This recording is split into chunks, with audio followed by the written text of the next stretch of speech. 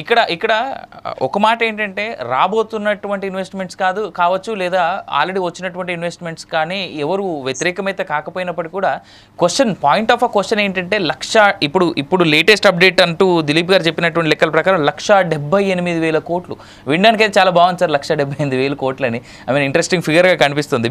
మీ మాట ఏమంటారు? ఇప్పుడు 49,000 మందికి ఉద్యోగ అవకాశాలు అనేటువంటి మాట లేటెస్ట్ అప్డేట్ అంటూ చెప్తా ఉన్నారు. 18 సంస్థలు. ఇంతకుముందైనా నేనైతే డిబేట్ స్టార్ట్ అయ్యడానికి 10 సంస్థలే అన్నాం. లేటెస్ట్ అప్డేట్ మాత్రం 18 సంస్థలు అని చెప్తా ఉన్నారు. నేను అదే చెప్తున్నా. 18 సంస్థలో కూడా వాళ్ళు మాట్లాడుతున్నటువంటి పెద్దగా మాట్లాడుతున్నటువంటి అమెజాన్ కావచ్చు, విప్రో కావచ్చు, ఇన్ఫోసిస్ కావచ్చు, HCL కావచ్చు, the major company shareholders are existing companies in Hyderabad. The legacy is continuing by the Congress government. Nothing wrong in that. వాళ్ళు ఏమైనా ఆ లెగసీని కంటిన్యూ చేసి లేకపోతే పాత ఒప్పందాలను కంటిన్యూ చేసి పాత ప్రభుత్వం తీసుకుని ఇప్పుడు ఎవరండి? అప్పుడు కూడా జయేష్ రంజన్ గారే ఉన్నారు, ఇప్పుడు కూడా వాళ్ళ వెంట జయేష్ రంజన్ గారే ఉన్నారు కదా. ఆ లెగసీని కంటిన్యూ చేసి మన రాష్ట్రానికి పెట్టుబడులు తీసుకొచ్చి గొప్పగా అభివృద్ధి చేస్తామంటే దాన్ని మనము హాస్యాస్పదం చేసో లేదా నవ్వులాట చేసో లేదా మనం కించపరుచుకునేటువంటి వ్యాఖ్యలు చేయాల్సినటువంటి పరిస్థితులు అయితే నేను లేను. అభివృద్ధి చేస్తాం, అధిక పెట్టుబడులు తీసుకొస్తాం, ఫారిన్ ఇన్వెస్ట్మెంట్స్, డైరెక్ట్ ఇన్వెస్ట్మెంట్స్ ఇంకా ఎక్కువ తీసుకొస్తాం. మా ప్రభుత్వ హయాంలో 29,000 తెస్తే ఈ ప్రభుత్వ హయాంలో 60,000 తెస్తా అంటే ఈ ఆర్థిక పురోభివృద్ధి, ఈ యొక్క నిరుద్యోగం ఇవన్నీ సమసిపోతాయి. దాంతో పాటు పర్ క్యాపిటా కావచ్చు, జీడిపి కావచ్చు, ఈ రాష్ట్రం ఆర్థికంగా బలోపేతం అవుతుంది అంటే దాన్ని ఎవరు కాదంటారు చెప్పండి. సో నేను it is not a controversial debate. దీన్ని కాంట్రవర్షియల్ డిబేట్ గా చూడొద్దు అంట. నేను నిజంగా మాతో పోటీ పడి గడిచిన ప్రభుత్వంలో దావోస్ వేదికగా ప్రపంచ ప్రఖ్యాతిగాంచినటువంటి అతి కొద్ది మందిల్లో కేటీఆర్ గారు తెలంగాణ నుంచి నిలిచిండ్రు. ఈ రోజు అదే విధంగా ఆ లెగసీ కంటిన్యూ చేస్తూ మళ్ళీ తెలంగాణ నుంచి బ్రహ్మాండంగా రేవంత్ రెడ్డి గారి ప్రభుత్వం, ఇప్పుడు తెలంగాణ ప్రభుత్వం వచ్చిందంటారు కానీ కాంగ్రెస్ బీఆర్ఎస్ అనేటువంటిది it is next to that. So Telangana ప్రభుత్వం ఆ కొనసాగింపు చేస్తూ ముందుకెళ్ళిపోయి పరిశ్రమలకి అదే విధంగా ఏదైతే మేము టిఎస్ ఐపాస్ 2014లో తీసుకొచ్చినామో దాన్ని మరింత ఇంకా సరళీకృతం చేసి ఇంకా గొప్పగా తీసుకెళ్లేటువంటి ప్రయత్నం చేస్తే ఈ ప్రభుత్వాన్ని అభినందిస్తాం, దాన్ని స్వాగతిస్తాం, భవిష్యత్తులో సహకరిస్తాం. ఖచ్చితంగా ప్రభుత్వం తీసుకొచ్చే పెట్టుబడుల పట్ల హర్షం వెలిపుచ్చాల్సినటువంటి అవసరం ఉంది. నేనైతే ప్రత్యేకించి అభినందిస్తా. అంతేగాని మేము తీసుకొచ్చినటువంటి కొనసాగింపును వాళ్ళ ఖాతాలో వేసుకుంటూ కూడా వేసుకొని అంట నేను అది కూడా దాన్ని కూడా వ్యతిరేకించాల్సిన అవసరం లేదు. అయినప్పటికీ సహజంగా రాజకీయ పార్టీలు ఎప్పుడు కూడా ఏం చేస్తుంటాయంటే వాళ్ళకంటే మేము మెరుగు, వాళ్ళకంటే మేము బాగా చేసినాం, వాళ్ళకంటే మేము ఇది చేసినాం అది చేసినాం అని చెప్పే ప్రయత్నం చేస్తూ ఉంటారు. చేస్తే చేయనివ్వండి, వాస్తవాలు కొంచెం మెల్లిగా బయటకు వస్తాయి. కోటేశ్వరరావు గారు అన్నారు, ప్రభుత్వ పెద్దలు ఆంధ్రప్రదేశ్ తెలంగాణకు వచ్చిన తర్వాత నిజంగా దీని పట్ల ఒక స్పష్టమైనటువంటి విషయాన్ని ప్రజలకు తెలియజేస్తే గడిచిన ప్రభుత్వంలో సాధించిన ప్రగతిని, ఈ రాష్ట్ర ప్రభుత్వం తీసుకొచ్చిన పెట్టుబడులను, గతంలో అనేకమైనటువంటి వ్యాసాలు నా ద్వారా కూడా ప్రచురితమైనవి, అదే ఇప్పుడు మళ్ళీ చూసి సంబంధిత మంత్రిత్వ శాఖ నుంచి కానీ సమాచారం తీసుకుంటాం. ఖచ్చితంగా మా ప్రభుత్వంతో గత ప్రభుత్వంతో పోటీపడి అంతకంటే గొప్పగా ముందుకెళ్లే ప్రయత్నం చేస్తే అది మంచిదే, స్వాగతించాల్సిందే. కాకుండా ఓన్లీ కాకి లెక్కలు చెప్పి లెక్కలు మార్చేసి అంకెల గారడీ చేస్తే అది కూడా బయటపడిపోతుంది, అపహాస్యం పాలవుతారు అంతే. శ్రీనివాస్ గారు, నాదొక ప్రశ్న ఉంది. అయితే ఇందాక అంటే మన డిబేట్లో వచ్చింది కాబట్టి నేను మాట్లాడుతా ఉన్నా. ప్రస్తుత ప్రభుత్వం దగ్గర నుంచి శ్వేతపత్రాన్ని మనం ఎక్స్పెక్ట్ చేసే కంటే ముందు గత ప్రభుత్వం మీదే ఉండింది కదా, 10 ఏళ్ల పాటు దావోస్కి మీ ప్రభుత్వం కూడా వెళ్ళడం జరిగింది. దానికి సంబంధించినటువంటి శ్వేతపత్రం అంటే అప్పుడు మీరు చేసుకున్నటువంటి అగ్రిమెంట్స్ సంఖ్య ఎంత, ఆ విలువ ఎంత, ఇన్ రియాలిటీ ఇందాక మనతో పాటు కోటేశ్వరరావు గారు అన్నట్టుగా రియలైజ్ అయినటువంటిది ఎంత అనేటువంటి శ్వేతపత్రాన్ని మీ సైడ్ నుంచి రిలీజ్ చేసే ఛాన్స్ ఉందా? నేను మళ్ళీ చెప్తున్నా, 3.3 లక్షల కోట్ల రూపాయల పెట్టుబడులతో పాటు 29,000 ఫారిన్ డైరెక్ట్ ఇన్వెస్ట్మెంట్స్ తో పాటు 26.5 లక్షల మందికి ప్రత్యక్ష ఉపాధి జరిగినటువంటిది వాస్తవము. ఈ 10 సంవత్సరాల కాలంలో 500 కోట్ల రూపాయలు పరిశ్రమల కోసం కేటాయిస్తే 5,000 కోట్ల రూపాయల వరకు బడ్జెట్ కేటాయింపులు చేసినటువంటిది మా ప్రభుత్వం. కేంద్ర ప్రభుత్వం చెప్పినటువంటి లెక్కల ప్రకారం ఫారిన్ డైరెక్ట్ ఇన్వెస్ట్మెంట్స్ తేవడంలో 7వ స్థానంలో కానీ ఐటీ ఎగుమతులను అందించడంలో భారతదేశంలోనే మొదటి 5 స్థానాలలో తెలంగాణ అగ్ర రాష్ట్రంగా ఉన్న సంగతి. అంటే 30% of the total IT exports from Hyderabad only. This is the data given by the central government, not by me. నేను ఇస్తున్నటువంటి సమాచారం కాదు, మీరు కూడా తెప్పించుకోవచ్చు, లేకపోతే కాంగ్రెస్ పార్టీ కూడా రేపు చెప్పొచ్చు. కావాలంటే బీజేపీ పక్షాన మాట్లాడి వెళ్ళిపోయిన మిత్రులు వెంకటరెడ్డి గారు కూడా మాట్లాడచ్చు రేపొద్దున. సో అంకెలు మార్చేయవలసిన అవసరం లేదు. దీన్ని స్టాటిస్టిక్స్ అక్కడ ఉంది. మా ప్రభుత్వం సాధించిన ప్రగతితోని పోటీపడి ముందుకెళ్లాలని నేను కోరుకుంటున్నా. తెలంగాణ పురోభివృద్ధిలో రేవంత్ రెడ్డి గారు ముందుండి ఇంకా ఎక్కువ మొత్తంలో పెట్టుబడులు తేవాలి, ఆంధ్రప్రదేశ్ తోటి కూడా పోటీ పడాలని నేను కోరుతున్నాను. రైట్, ఒకసారి రామారావు గారి దగ్గరికి వెళ్దాం. రామారావు గారు, ఇందాక రాయపాటి అరుణ గారు మాట్లాడుతూ చాలా క్లియర్గా చెప్తా ఉన్నారు, చలేసిందని చెప్పేసి దావోస్కో పోనటువంటి వీళ్ళు మాట్లాడుతున్నటువంటి స్టేట్మెంట్స్. అండ్ ఇందాక కోటేశ్వరరావు గారు చాలా క్లియర్గా చెప్పారు, ఈ చంద్రబాబు నాయుడు అప్పుడు సీఎంగా ఉన్నప్పుడు సంవత్సరానికి కేవలం రియలైజ్ అయింది 12,000 కోట్లు మాత్రమే. దాని కంటిన్యూయేషన్ మాత్రమే 15,000 కోట్లుగా జగన్మోహన్ రెడ్డి ఉన్నప్పుడు జరిగింది. అది 2022 వరకే అనేటువంటి మాట చాలా క్లియర్గా విత్ ద ఫిగర్స్ ఆయన చెప్తా ఉన్నారు. దీంట్లో రియాలిటీ ఎంత? మీరు మీ పార్టీ సిద్ధంగా ఉందా శ్వేతపత్రం రిలీజ్ చేసి రియాలిటీ ఏంటంటే బయటపెట్టారు? ఖచ్చితంగా అండి. ఇప్పుడు మనం చూస్తా ఉన్నాం, ఉన్న ప్రధానమంత్రి 2 లక్షల కోట్లకు శంకుస్థాపన చేశాడు విజయవాడ వేదికగా. దాంట్లో చూస్తే ఎన్టీపీఎస్ హైడ్రోజన్ సంబంధించినటువంటిది దానికి 1,85,000 కోట్లు దాని ప్రపోజల్ కానీ, దానికి సంబంధించినటువంటి పేపర్ వర్క్ కానీ, జీవోస్ కానీ, సైట్ అలాట్మెంట్ కానీ మొత్తం కూడా వైసీపీ హయాంలో జరిగింది. బట్ ఆ పీరియడ్ అయిపోయింది కాబట్టి ఈ రోజు వచ్చేసింది. అట్లాగే మనకి బల్క్ డ్రగ్ పార్క్ కానీ ఇవన్నీ కూడా రైల్వే జోన్ కు సంబంధించినటువంటి అంశాలు వైసీపీ హయాంలో జరిగింది. ఈ కంటిన్యూషన్ ప్రాసెస్ జరుగుతూనే ఉంటాయి. ఇక్కడ వైసీపీ క్లియర్ గా పారిశ్రామిక విధానంలో ఏదైతే జాతీయ సంస్థలు ఇచ్చినటువంటి నివేదికల పరంగా కనుక చూస్తే టాప్ మోస్ట్ ప్లేస్ లో ఉందండి. అట్లాగే జీడిపిలో కానీ, జీవీఏలో కానీ అన్నిట్లో కూడా వృద్ధి రేటు సాధించింది. అట్లాగే అప్పులు విషయంలో కూడా గతంలో 2014-19లో తీసుకున్నటువంటి అప్పుల కంటే కూడా తక్కువ తీసుకున్నటువంటి పరిస్థితి ఉంది. ఇటువంటి అట్లాగే 2,45,000 కోట్లు డీబీటీ పద్ధతి ద్వారా డైరెక్ట్ గా అర్హులకు అందించిందండి. ఈ డబ్బులన్నీ కూడా ఏం చేశారు గత ప్రభుత్వంలో? దీనికి ఉండాలంట. అట్లాగే చాలా మంది పారిశ్రామికవేత్తలు జగన్మోహన్ రెడ్డి గారి ప్రభుత్వంలో వెళ్ళిపోయారు అంటున్నారు. ఎక్కడండి? ఇప్పుడు మనం ఒకటి చూసుకోవాలండి, రూల్స్ నిబంధనల ప్రకారం కొన్ని చర్యలు తీసుకుంటే దాన్ని ఆపాదించకూడదు. ఇక్కడ మనం చూస్తా ఉన్నాం, ఆదిరెడ్డి వాసు మొన్న ఇప్పుడు ఈ కూటమి ప్రభుత్వం వచ్చిన తర్వాత ఆ పేపర్ ఫ్యాక్టరీ ఏదైతే ఏపీ పేపర్ మిల్స్ మీద పడి అంతర్జాతీయ స్థాయిలో ఖ్యాతి నొందినటువంటి ఆ సంస్థ మీద పడి బెదిరింపులు చేస్తున్నటువంటి విధానం.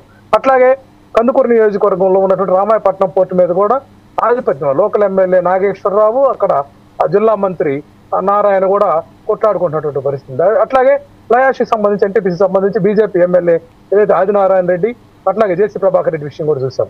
ఈ విధంగా అన్ని చోట్ల కూడా కంపెనీల మీద, ఫ్యాక్టరీల మీద దౌర్జన్యాలు తెగబడుతుంది కూటమి నాయకులు తప్ప వైసీపీ ఏ రోజు కూడా ఇట్లాంటి చర్యలకు పాల్పడలేదండి. అది విధానపరంగా ప్రభుత్వం తీసుకున్నటువంటి పొల్యూషన్ కంట్రోల్ బోర్డు తీసుకుని ఎక్కడన్నా కనుక ఇబ్బందికరంగా నామ్స్ పాటించకపోతే అటువంటి మనము విషయ సంస్కృతిని తీసుకొచ్చి ప్రజలను చంపేయలేదు కదా, విషయాన్ని వెదజల్లి ప్రజలు చంపేయాలండి చెప్పండి. ఇట్లాంటి కోణంలో కొన్ని జాగ్రత్తలు తీసుకునేటువంటి పరిస్థితి ఉంది. వైజాగ్ లో కూడా మనం చూసాం ఆ గ్యాస్ లీకేజ్ అనేటువంటి ప్రమాద ఘటనాంశం కూడా. ఇట్లాంటి ప్రమాదాలు కానీ ప్రజలకు నష్టం జరగకూడదనే చర్యలు తీసుకుంటే దాన్ని అరుణ లాంటి వాళ్ళు వ్యాపారవేత్తలు, పారిశ్రామికవేత్తలు తరుముకున్నారని చెప్పి మాట్లాడితే ఇది సమంజసం కాదండి. ఏదైతే చంద్రబాబు అంశాలు తీసుకుంటే గతంలో ఎల్ఎన్టీకి 500 ఎకరాలు తక్కువ ధరకు మాదాపూర్లో ఎల్ఎన్టీ కంపెనీ కేటాయించి అందులో కూడా అవినీతి జరిగిందనేటువంటి ఆరోపణలు కూడా దాదాపు అదే విధంగా 1,400 కోట్ల కాంట్రాక్ట్ పనులు ఎల్ఎన్టీకి ఇచ్చి Telugu Desam party office NTR trust Bhavan కూడా ఫ్రీగా నిర్మించుకున్నారనేది కూడా ఆ రోజుల్లో ఎన్ని కూడా కోర్టుకు కూడా పోవడం జరిగిందనమాట. అట్లాగే ఏపీఐసి ల్యాండ్స్ 158 ఎకరాల్లో కేవలం 76 ఎకరాలను ఎల్ఎన్టీకి ధారాదత్తం చేసినటువంటి పరిస్థితి కూడా ఉందండి.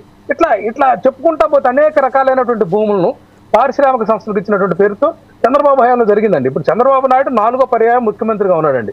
ఆయన ఈ 4 పర్యాయాల్లో తీసుకొచ్చినటువంటి కంపెనీలు ఎన్ని, తీసుకొచ్చినటువంటి పరిశ్రమలు ఎన్ని, చేసినటువంటి అభివృద్ధి అంతా ఇదంతా కూడా మనం బేరీ చేసుకోవాలి. వైఎస్ఆర్ కాంగ్రెస్ పార్టీ కేవలం 5 సంవత్సరాలు, దాంట్లో 2.5 సంవత్సరాలు కరోనా పోయినా కూడా చెప్పుకోదగినటువంటి అభివృద్ధి సాధించింది కనిపిస్తుంది.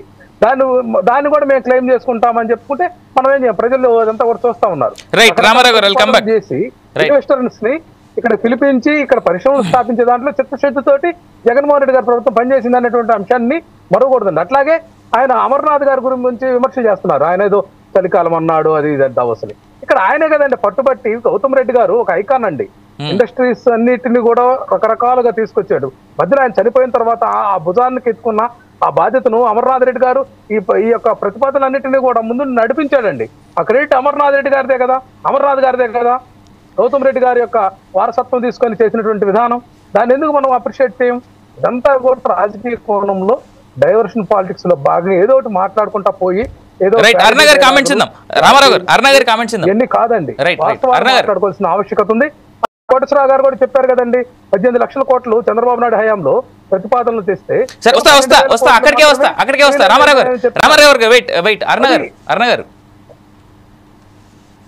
రామారావు గారి మాటలకి మీ కామెంట్స్. సార్, మా జిల్లాలో పేపర్ గుజ్జు పరిశ్రమ ఒకటి రావాలి సార్. ఆల్రెడీ టీడీపీ టైంలో శంకుస్థాపన కూడా జరిగింది, కానీ వైసీపీ వచ్చాక అది వెళ్ళిపోయింది. ఎందుకంటే రామారావు గారు పెడిచేయడం ఫస్ట్ కనుక్కోమనండి. రెండోది తోళ్ల శుద్ధి పరిశ్రమ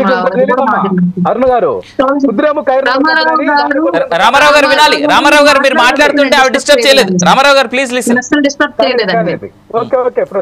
మా జిల్లాలోనే తోళ్ల శుద్ధి పరిశ్రమ రావాలి సార్, కానీ అది కూడా ఎందుకు వెళ్ళిపోయిందో రామారావు గారు తెలుసుకోవాలి. ఒకటి. రెండు, అమర్ రాజాకి సంబంధించి ఎందుకు వెళ్ళారు అన్నది క్లియర్ గా వాళ్ళు ఓపెన్ స్టేట్మెంట్ ఇచ్చారు. మిగతా పారిశ్రామికవేత్తల్లాగా సైలెంట్ గా భయపడి వెళ్ళిపోకుండా ఏం జరిగింది ప్రభుత్వానికి, వైసీపీ ప్రభుత్వానికి, అప్పటి ప్రభుత్వానికి అమర్ రాజా కంపెనీ యాజమాన్యానికి మధ్య ఏం జరిగింది, ఎందుకు వెళుతున్నాం తెలంగాణ అనేది కూడా ఓపెన్ గా చెప్పేసి వెళ్ళిపోయారు. జాకీ పరిశ్రమ ఎందుకు వెళ్ళింది అన్నది కూడా క్లియర్ గా చెప్పేసి వెళ్ళిపోయారు. రాష్ట్రంలో కియా పరిశ్రమకు సంబంధించి ఎలక్ట్రానిక్ వెహికల్స్ మరియు స్పేర్ పార్ట్స్ కు సంబంధించినటువంటి యూనిట్ ఏర్పాటు చేయాల్సి ఉండి టీడీపీ టైంలో ఒప్పందాలు కూడా జరిగిన తర్వాత వైసీపీ టైంలో పనులు పునఃప్రారంభించిన తర్వాత మళ్ళా వెళ్ళిపోయింది. అప్పుడు కూడా వాళ్ళు ఓపెన్ గానే చెప్పారు ప్రభుత్వానికి మరియు కియా యాజమాన్యానికి మధ్య ఏం డిస్టర్బ్ జరిగింది అని చెప్పేసి. రాష్ట్రంలో పరిశ్రమలు వచ్చినప్పుడు పొల్యూషన్ అనేది ఏర్పడిద్ది అనుకున్నప్పుడు పొల్యూషన్ కంట్రోల్ బోర్డు నియమాల ప్రకారము పరిశ్రమలను ఏర్పాటు చేసే విధంగా ప్రభుత్వం పని చేయించుకోవాలి. కానీ పొల్యూషన్ వస్తుంది అని చెప్పేసి పరిశ్రమలను మేము పంపించేశాము అన్నారంటే ప్రభుత్వం చేతగానే తనంగానే ఒప్పుకోవాలి తప్ప, పొల్యూషన్ ఉండిద్ది కాబట్టి పరిశ్రమలు ఎక్కడ ప్రపంచంలో లేవు, మొత్తం ఆటవిక సామ్రాజ్యమే నడుస్తుంది అన్నట్లుగా చెప్పడం నిజంగానే అవివేకం అని చెప్పుకోవాలి క్లియర్ గా. రాష్ట్రంలోకి వచ్చినటువంటి ప్రతి కంపెనీకి కూడా వీళ్ళ సొంత నియమాలను కొన్నింటిని పెట్టి స్థానికంగా అప్పటి వైసీపీ ప్రజాప్రతినిధులు లైక్ గోరంట్ల మాధవ్ గారు లాంటి వాళ్ళు పెట్టినటువంటి ఇబ్బంది మనకు తెలుసు. అప్పట్లో ఓపెన్ గానే జరిగింది అదంతా, ఆ సెటిల్మెంట్లు అంతా ఓపెన్ గానే జరిగాయి. ఇట్లా చేసి ప్రజలకు ఉపాధి కల్పించి నిరుద్యోగ వ్యవస్థ నిర్మూలించాల్సినటువంటి ప్రభుత్వాలే క్లియర్ గా మాకేంటి అన్నటువంటి ధోరణికి వెళ్ళిపోయి వాళ్ళు ఉద్యోగాలు చేస్తారు, మీరు ఆదాయం పెంచుకుంటారు, మధ్యలో నాయకులుగా ఉన్న మాకేంటి అన్నటువంటి కొత్త కాన్సెప్ట్ ని తెర మీదకి తీసుకొచ్చి రాష్ట్రానికి వచ్చినట్టు అన్ని పరిశ్రమలు తోలేసినటువంటి వ్యక్తులు ఎవరైనా ఉన్నారంటే వైసీపీ టైంలోనే జరిగింది పెద్ద ఎత్తున. మిగతా గవర్నమెంట్లో పరిశ్రమలు వచ్చాయి, ఇచ్చిన హామీలు పెట్టే పెట్టుబడి ఎంత, దానికి సంబంధించినటువంటి హామీలు అన్నిటిని నెరవేర్చారు. మనకి చాలా లిమిటెడ్ టైం ఉంది కాబట్టి ఫైనల్ వర్డ్స్ నేను కోటేశ్వరరావు గారి దగ్గర నుంచి తీసుకుంటా. కోటేశ్వరరావు గారు సార్, రెండు రాష్ట్రాలకు సంబంధించినటువంటి ఇది we are welcoming whatever the investments that are coming in. కాకపోతే మీరు అన్నట్టుగా హైపే మేజర్గా కనిపించేటువంటిది, అంటే పబ్లిసిటీ స్టంట్గానే కనిపిస్తూ ఉంది తప్ప మేజర్గా నిజానికి అంటే వాస్తవ ఫిగర్స్ ఇందాక మీరు చెప్పారు కాబట్టి వాస్తవానికి మాత్రం చాలా దూరంగా ఉంది. మీరు ఏమంటారు ఫైనల్ కంక్లూజివ్? ఫైనల్ గా దవోస్ అనేటువంటిది అంతర్జాతీయ సదస్సు లేదా అంతర్జాతీయ కేంద్రం. ఎఫ్డిఐలు ఎంత మేరకు వస్తున్నాయి ఏమిటనేటువంటిది ఒక గీట్రాయిగా ఉండాలి. సరే, దేశీయ సంస్థలు కూడా చేసుకోవచ్చు. 2000 సంవత్సరం నుంచి 2024 వరకు మన దేశానికి వచ్చినటువంటి ఎఫ్డిఐలు మొత్తం చూస్తే 90% కేవలం 7 రాష్ట్రాలకు వచ్చాయి. ఆ 7 రాష్ట్రాల్లో చంద్రబాబు నాయుడు గారు లేరు ముఖ్యమంత్రిగా, లేదా రేవంత్ రెడ్డి గారు లేరు. మహారాష్ట్రకి 30% వస్తే, ఒక నిమిషం, కర్ణాటకకి 22% వస్తే, గుజరాత్కి 14% వస్తే, ఢిల్లీకి 17% వస్తే, తమిళనాడుకి 14%, అదేవిధంగా హర్యానాకి 5%, ఇట్లా వచ్చాయి. తెలంగాణకి 3%. అంటే ఇవన్నీ కూడా దాన్ని దేన్ని సూచిస్తున్నాయి ఇదంటే, ఎక్కడైతే ఎస్టాబ్లిష్ అయి ఉన్నాయో ఆల్రెడీ ఇండస్ట్రీస్ కావచ్చు, లేదా ఐటీ సంస్థలు కావచ్చు, అక్కడికి మాత్రమే ఎఫ్డిఐలు వస్తున్నాయి తప్ప, లేదా మేము ఇచ్చేటువంటి రాయితీలు ఇవని చెప్పేసి ఎవరు ఎన్ని చేసినప్పటికీ వాటిని చూసి ఎవరు కూడా ఎఫ్డిఐలు రావటం లేదు. అందువలన ప్రయత్నాలు చేయడం మంచిదే కానీ హైప్ అనేటువంటిది ఏమాత్రం మంచిది కాదు. హైప్ చేసినందువలన ఏ విధమైనటువంటి ఎదురు దెబ్బలు తగిలాయో అందరికంటే చంద్రబాబు నాయుడు గారికి బాగా తెలుసు. రేవంత్ రెడ్డి గారు కూడా అలాంటి ట్రాప్ లో పడొద్దు అనేది నేను చెప్తున్నాను. ఎందుకంటే బాబు వస్తే జాబ్ వస్తుంది అనేటువంటి నినాదం తర్వాత ఆయనకి మొత్తం అధికారమే పోయి భయంకరమైనటువంటి ఓటమి ఎదురైనటువంటి పరిస్థితిని చూసాం. అదే విధంగా జగన్మోహన్ రెడ్డి గారికి అంతకంటే భయంకరమైనటువంటి ఓటమి చూసాం. ఎందుకంటే ఆయన కూడా చెప్పాడు కదా, నాది మొత్తం ఉపాధి అంతా నేనే సర్వం బొందితో కైలాసం అని చెప్పారు. అందుకని వాస్తవాల ప్రాతిపదికన చర్చించుకోవాలి అనేది నేను ఈ సందర్భంగా చెప్పదలుచుకున్నా. హైప్ అయితే ఎవరికి మంచిది కాదు అనేది నేను మరోసారి చెప్పదలుచుకున్నాను. రైట్, థ్యాంక్ యూ కోటేశ్వరరావు గారు. ఈ పూట పొలిటికల్ థాట్లో పాల్గొన్నందుకు కోటేశ్వరరావు గారికి, అదేవిధంగా దిలీప్ గారికి, రాయపటర్ణ గారికి, బొట్ల రామారావు గారికి, వెంకటరెడ్డి గారికి, బొత్స శ్రీనివాస్ గారికి, కోటేశ్వరరావు గారికి అందరికీ మరోసారి ధన్యవాదాలు. అయితే ఇక్కడ ఒకటి, ఈ 4 Sides అనేటువంటి ఛానల్ క్లియర్గా అందరికీ లేదా